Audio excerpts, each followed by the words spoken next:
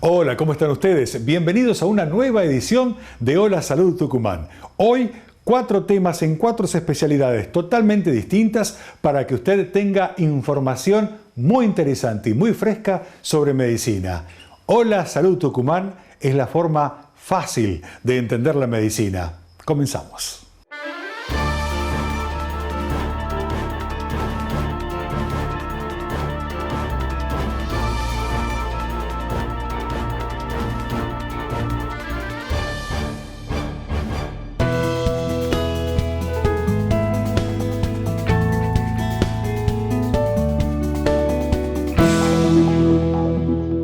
En este bloque vamos a hablar sobre oftalmología, especialidad de la medicina que está relacionada a las enfermedades que se producen en los ojos, en la visión de las personas.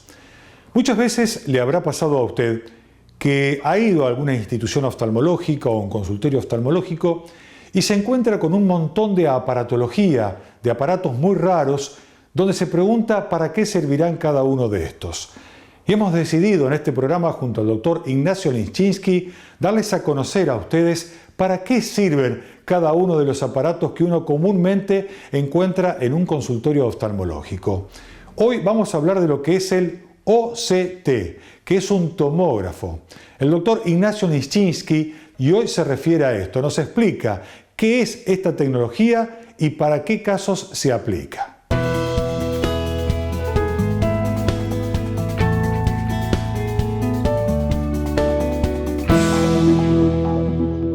El equipo de OCT, que es este equipo que tenemos acá, es un equipo de tomografía de coherencia óptica. ¿Qué significa esto? Va a realizar una tomografía que es un barrido de los tejidos de la retina en forma muy minuciosa. Estos tejidos que tiene la retina son tejidos transparentes. Esto significa que un equipo como este, que es un equipo que emite una luz, es capaz de estudiar cada una de estas capas de la retina.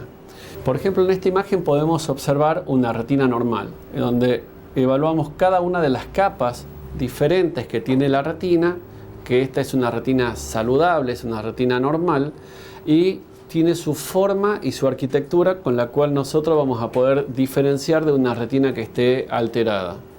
Este equipo es muy útil para estudiar la retina en pacientes que tienen un problema en la mácula, pacientes que son diabéticos, pacientes que han tenido una trombosis, glaucoma, todo lo que tenga que ver con el tejido de la retina o con el tejido del fondo de ojo.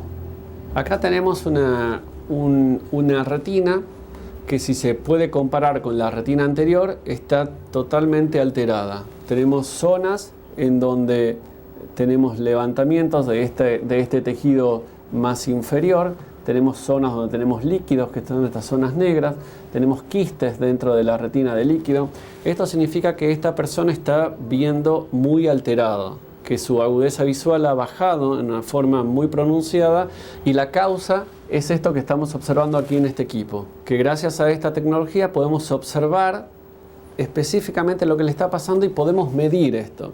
El equipo es capaz de darnos con mucha definición cuál es la altura de la retina en ese lugar, para que uno, luego de instaurar un tratamiento, pueda evaluar cuál es la evolución de ese tratamiento. Podemos observar en este caso cómo esta retina, que estaba totalmente alterada de esta paciente, luego de las indicaciones correctas de la medicación intraocular que se colocó, la retina ha vuelto a tener una conformación normal, con una fobia que tiene esta forma de una concavidad en su parte central, y continúan, por supuesto, varias de las alteraciones que tenemos en el tejido más externo de la retina, pero eso seguramente va a permanecer allí porque tiene que ver con su alteración anatómica que tiene esta retina, pero la visión de esta paciente mejoró en forma considerable y uno pudo no solo ver la evolución a nivel de la agudeza visual del paciente y la mejoría, sino también a nivel anatómico uno poder saber si el tratamiento que uno está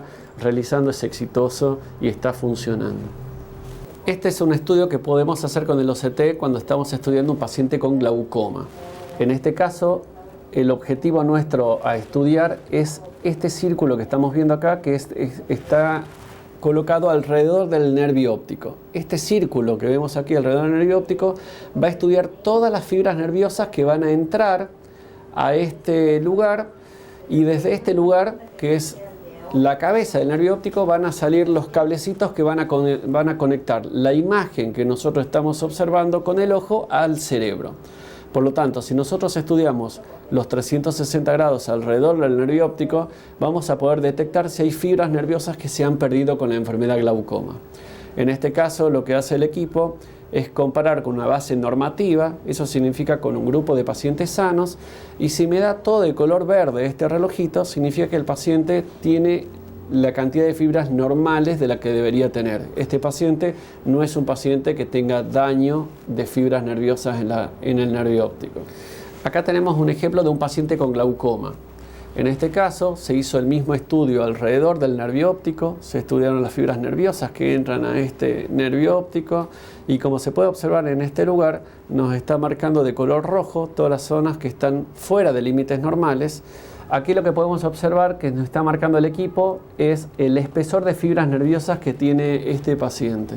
Este espesor de fibras nerviosas es lo que vamos a poder hacer un seguimiento a futuro repitiendo este estudio con los números que me va a dar en cada uno de estos sectores que va a estudiar el paciente, que va a estudiar el equipo en el paciente y me va a decir si hay cambios a futuro o no. De esa forma me ayuda el equipo a saber si el tratamiento que estoy haciendo con el paciente es correcto o no, si estoy medicando bien al paciente o si sigue empeorando su enfermedad y por lo tanto tengo que cambiar de un tratamiento muchas veces tópico o de un tratamiento médico a un tratamiento quirúrgico.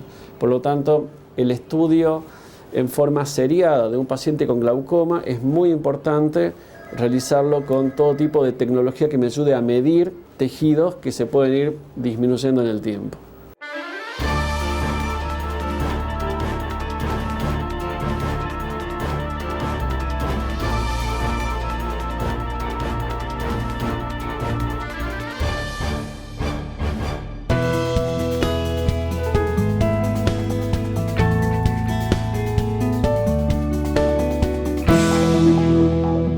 En este bloque vamos a hablar sobre flebología, especialidad de la medicina que trata a los problemas que tienen que ver con las varices. Muchas veces, durante muchos años, existieron distintos tratamientos que tenían que ver con una cuestión cruenta. ¿Qué significa cruenta? Que se podían eliminar las varices siempre y cuando la persona pasara por un quirófano. Hoy hay distintas tecnologías disponibles en la Argentina, concretamente en la ciudad de Tucumán a través del doctor Santiago Muñoz, y que tiene que ver con eliminar varices sin pasar por el quirófano, eliminar varices sin cirugías. Vamos a conocer en la voz de Santiago Muñoz cuáles son los tratamientos que actualmente existen para solucionar estos temas.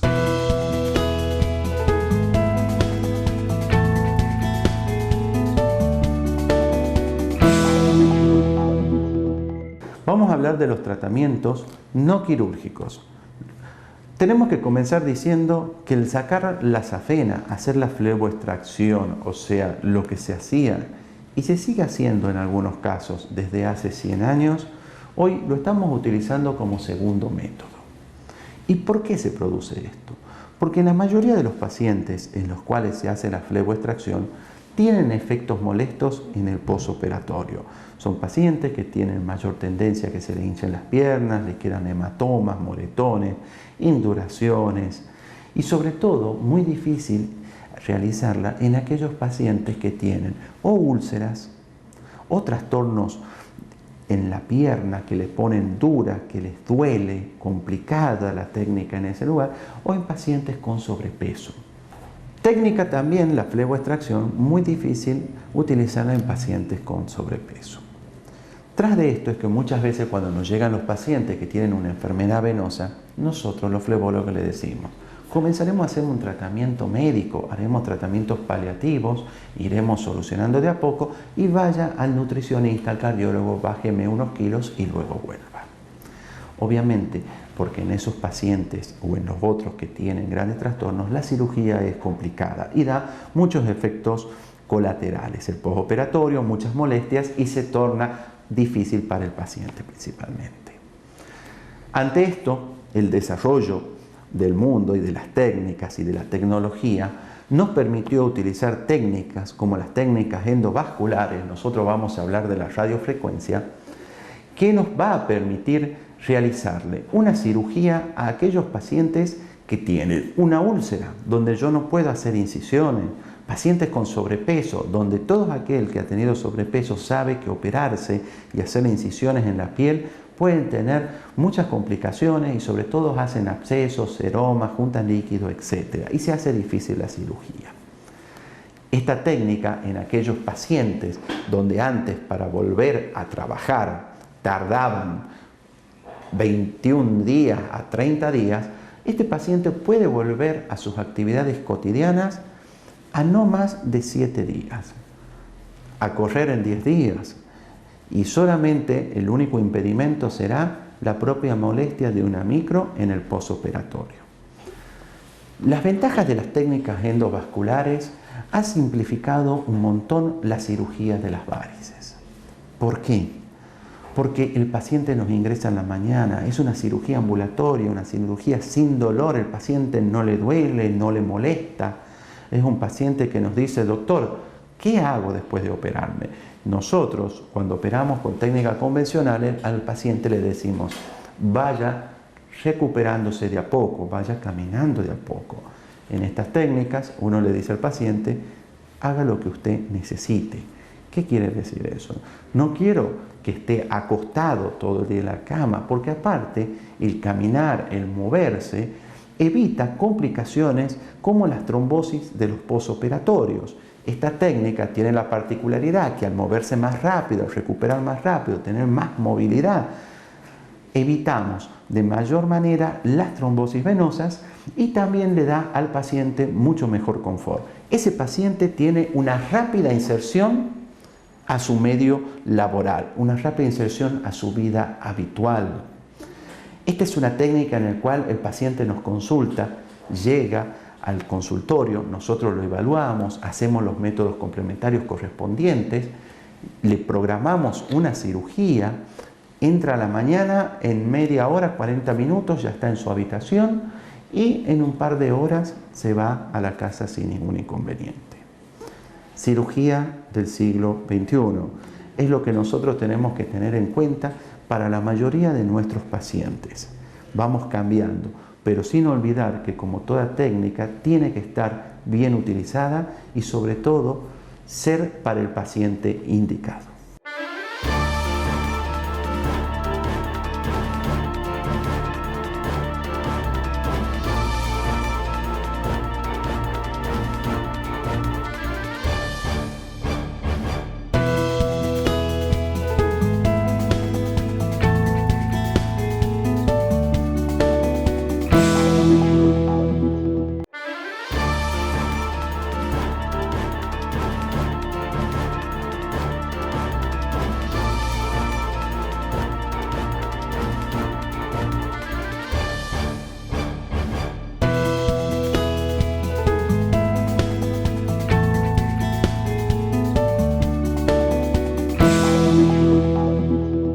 Cuando una persona decide realizarse controles de su salud, no solo tiene que ver con ir a un médico clínico para realizarse los análisis de rutina.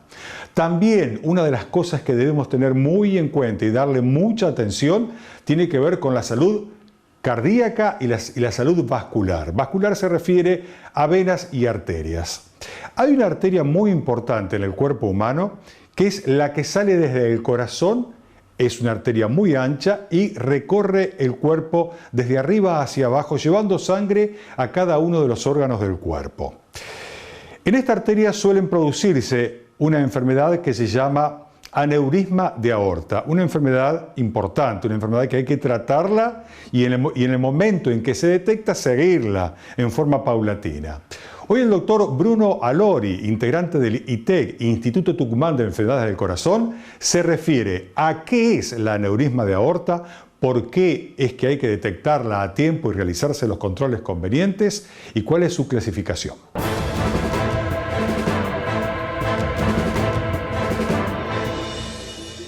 Bueno, el aneurisma, por definición, es la dilatación de un vaso del 50% por arriba del valor normal.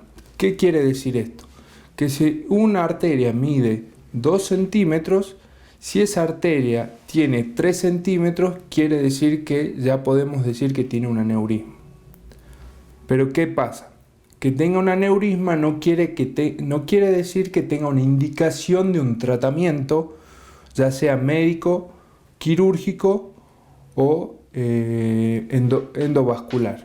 Los aneurismas de la aorta, que son el tema que vamos a tocar, pueden estar ubicados en diferentes sitios de la anatomía.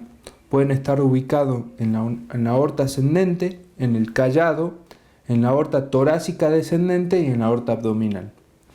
Cada uno de los sitios de la aorta tiene una indicación y un diámetro de los cuales hay que tomar algún tipo de conducta.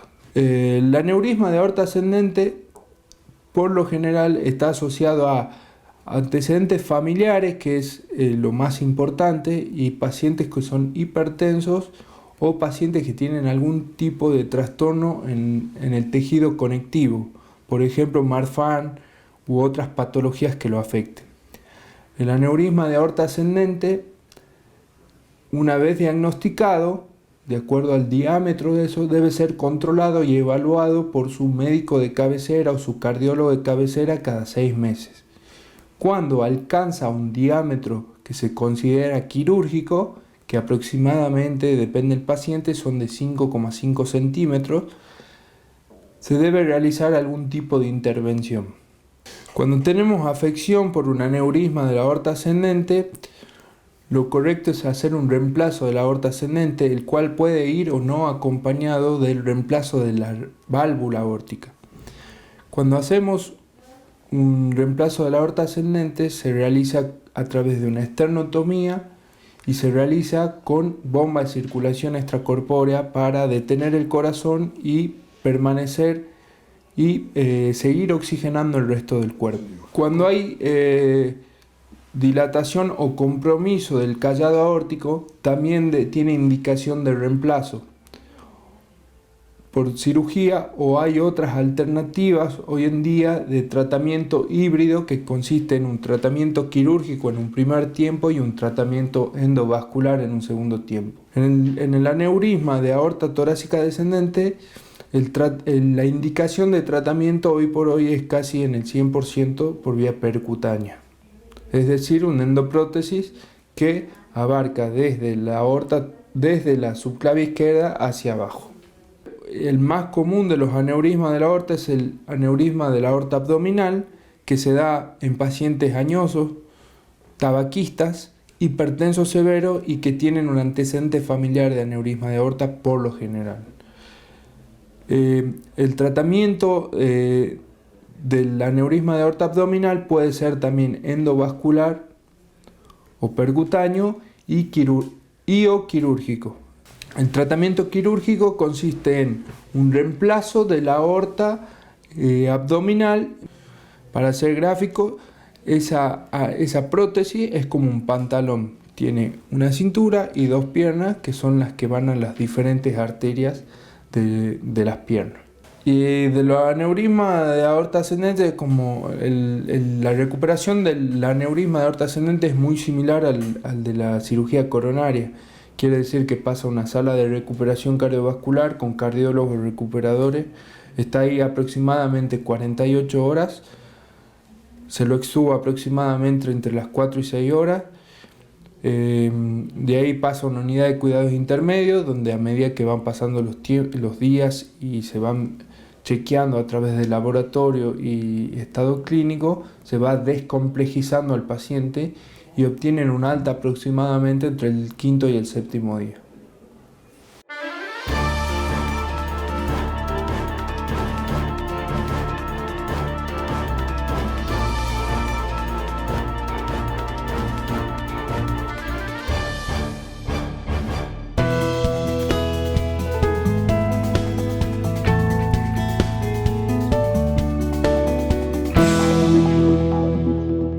En este bloque vamos a hablar sobre urología y hoy vamos a plantear un tema muy importante que tiene que ver con la esterilidad masculina. ¿Qué es la esterilidad masculina? Es cuando el hombre no puede concebir un hijo, el hombre no puede dejar embarazada a la mujer. Y esto es un problema que muchas veces tiene solución. Depende cuál es el factor, depende qué es lo que esté afectando al hombre. Hoy el doctor Alejo Ragido, quien es integrante del Centro Urológico Ragido, nos habla sobre este tema.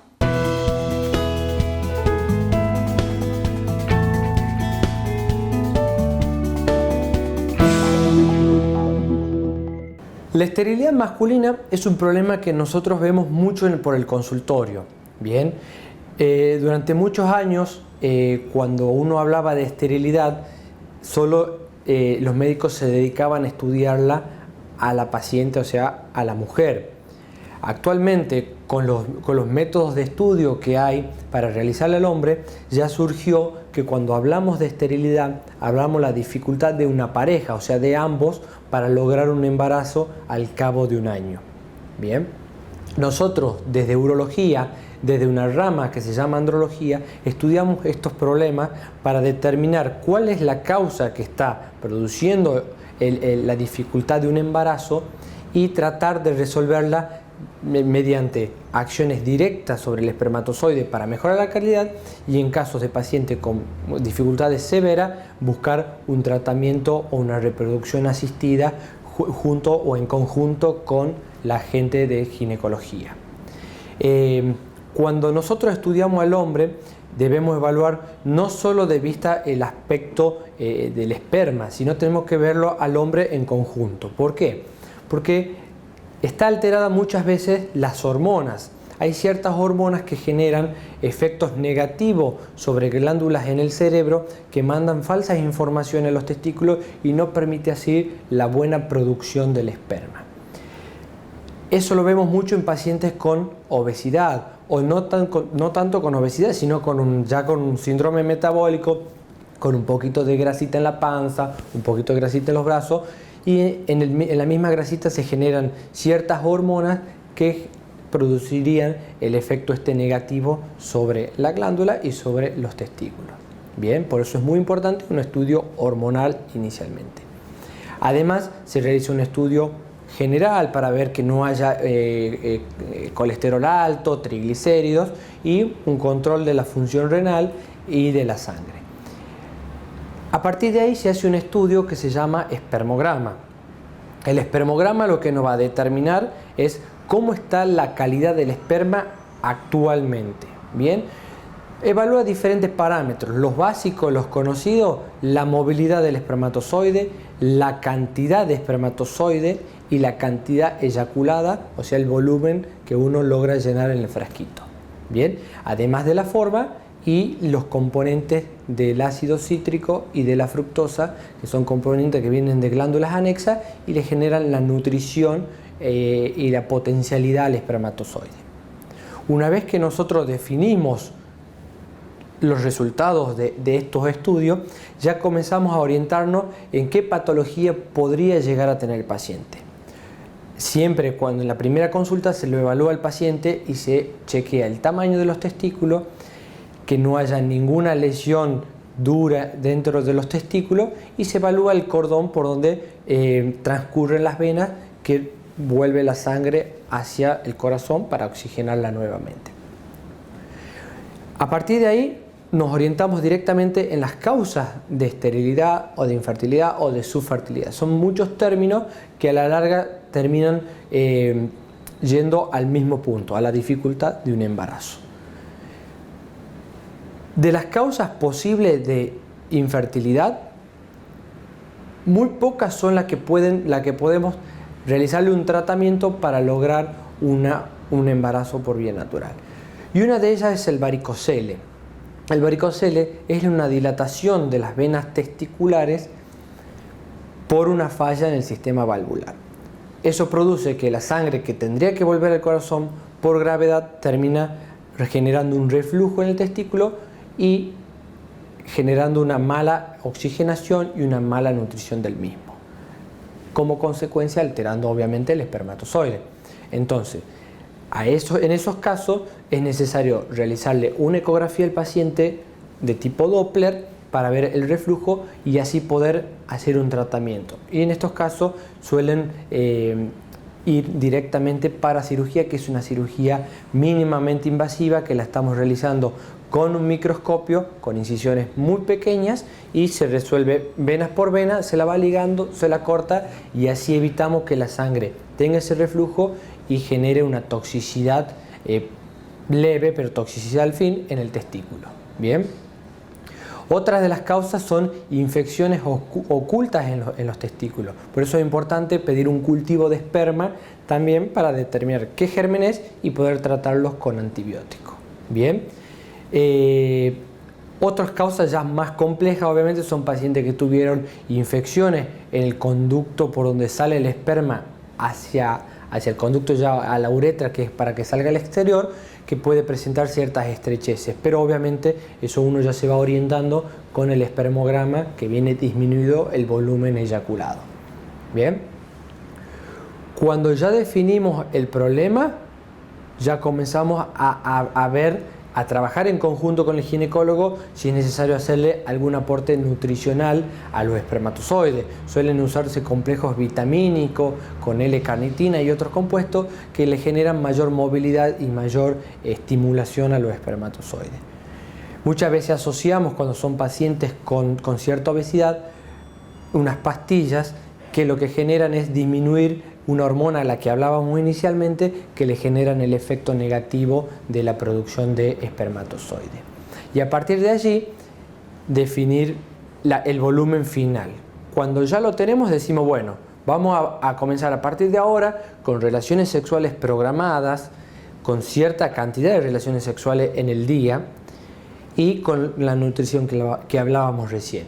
Y si vemos que el espermograma está muy alterado y además su pareja también puede llegar a tener ciertos riesgos de lograr un embarazo normal, ya ahí sí recurrimos a la reproducción asistida, llámese fertilización in vitro o inyecciones intracitoplasmáticas en el caso de ser alteraciones severas, o inseminaciones, que es a través de una pipeta se instila o se inyecta dentro del útero el espermatozoide para facilitar el encuentro con el ovocito o con el óvulo y así lograr un embarazo de manera más satisfactoria.